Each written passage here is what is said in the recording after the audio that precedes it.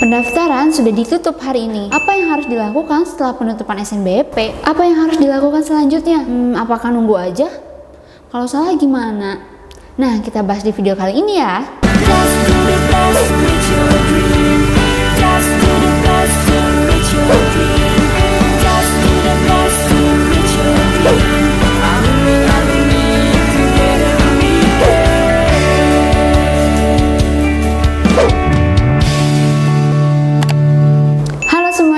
Balik lagi bareng aku Kak Ara di GP Media Channel. Hari ini penutupan SNBP sudah dilaksanakan. Gimana nih perasaan kalian sobat GP?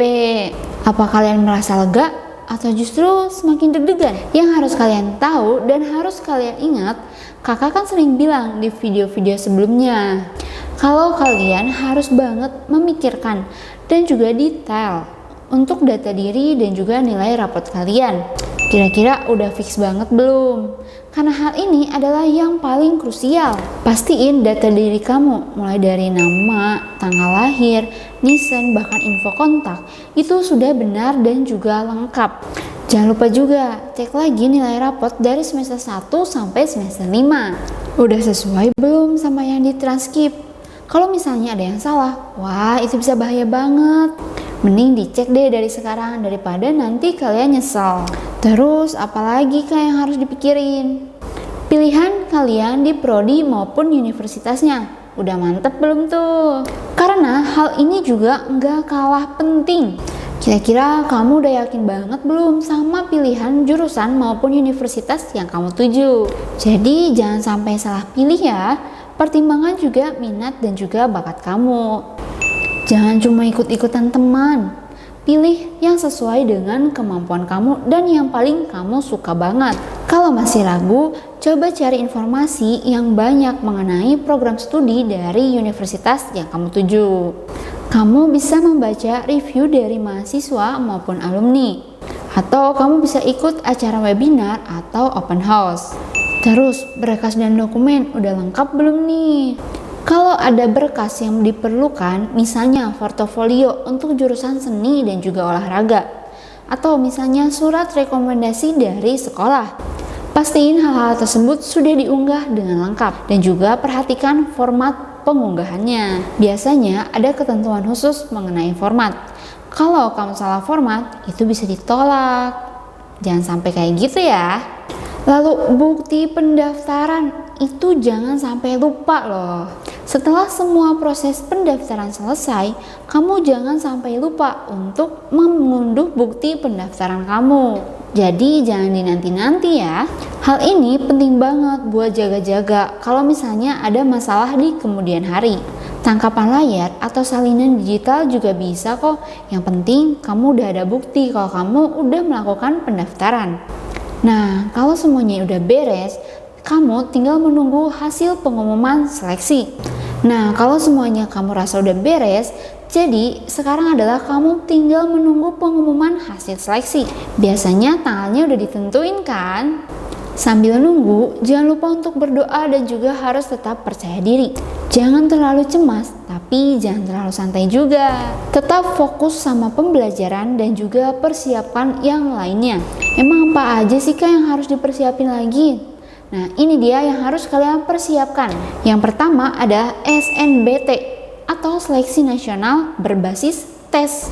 SNBT ini dulunya bernama SBMPTN. Jalur ini disebut jalur umum karena pada umumnya semua siswa berhak untuk mengikuti jalur SNBT ini asalkan memenuhi persyaratan. Tesnya sendiri meliputi tes psikotes skolatik atau TPS dan tes literasi dan numerasi. TPS itu untuk menguji kemampuan kognitif. Untuk literasi dan juga numerik ini digunakan untuk menguji kemampuan untuk memahami dan menggunakan informasi. Emang apa sih keuntungan ikut SNBT? Keuntungan ikut SNBT adalah kesempatan yang lebih besar karena daya tampung SNBT lebih luas daripada SNBP dan juga lebih objektif karena berdasarkan hasil tes bukan hasil nilai rapor, dan juga bisa memilih prodi yang berbeda dari pilihan di SNBP kamu. Jadi kalian bisa memulai untuk mempersiapkan mengikuti SNBT. Ini dia persiapan yang harus kalian siapkan dari sekarang. Yang pertama, pelajari materi TPS dan juga literasi maupun numerik. Kalau kalian masih bingung pelajarinya di mana, kita banyak di channel GP Media banyak banget pembelajaran mengenai soal-soal SNBT. Kalian bisa cek di situ. Dan juga ada penjelasannya loh. Yang kedua, ikut tryout atau latihan soal dari tahun-tahun sebelumnya. Yang ketiga, cari informasi mengenai passing grade dan juga keketatan dari jurusan yang akan kamu tuju. Yang keempat, atau kalian bisa beli modul di GP Media. Ada e-booknya juga loh. Kalian bisa cek e-book kita mengenai PK dan juga yang lainnya di link ini. Atau kita masukkan di deskripsi video ini.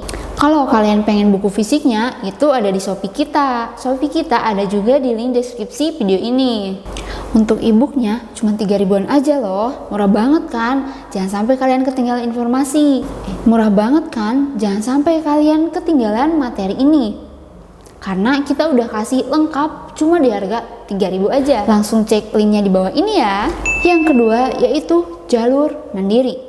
Selain SNBP ataupun SNBT, setiap universitas membuka jalur mandiri. Jalur ini punya persyaratan dan juga mekanisme yang berbeda-beda, tergantung setiap universitas. Ada yang menggunakan tes hasil UTBK, ada yang wawancara, ada juga yang menggunakan tes tulis. Emang apa aja sih keuntungan jalur mandiri?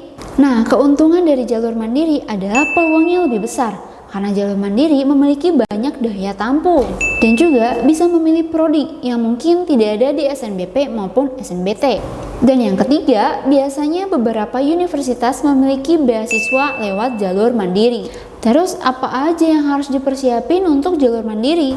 Nah, yang harus kamu persiapin yaitu cari informasi yang lengkap melalui jalur mandiri ini di universitas yang ingin kamu tuju. Carinya bisa di website resmi universitasnya. Terus siapkan juga berkas-berkas yang penting seperti ijazah, transkrip nilai, atau portofolio. Dan juga jika ada tes tulis maupun wawancara, kalian harus persiapin materinya dari sebelumnya. Nah, kalau kamu belum keterima di PTN, jangan berkecil hati. Kamu bisa mengikuti SNBT di tahun-tahun selanjutnya. Tapi jika memang tidak berkesempatan juga, kalian jangan patah semangat. Karena ada banyak sekali perguruan tinggi swasta yang memiliki kualitas yang sama baiknya juga dengan PTN. Banyak sekali PTS yang berkualitas, memiliki program studi yang bagus, dan juga program studi yang beragam. Bahkan beberapa PTS memiliki keunggulan yang bahkan tidak PTN miliki, seperti fasilitas yang lebih modern atau bahkan kurikulum yang lebih inovatif. Emang ada ya keuntungannya untuk kuliah di PTS? Tentunya ada dong. Keuntungan berkuliah di PTS yaitu pendaftaran lebih fleksibel, pilihan program studi lebih banyak dan juga beragam. Beberapa PTS punya kerjasama dengan beberapa industri sehingga kerjanya lebih mudah. Terus apa aja yang harus dipersiapin kalau mau kuliah di PTS? Nah, yang harus kamu persiapin yaitu cari informasi mengenai PTS yang memiliki kualitas yang baik di program studi yang kamu tuju. Kalian juga bisa bandingkan biaya kuliah dan juga fasilitas di setiap PTS. Cari tahu juga mengenai beasiswa dan juga keringanan biaya kuliah. Jangan tunda persiapan kalian ya. Karena kalian semakin mempersiapkan diri, maka kemungkinan peluangnya akan semakin besar. Dan juga, selesai pendaftaran SNBP bukan berarti itu akhir dari semuanya ya. Masih banyak banget yang perlu kalian persiapkan.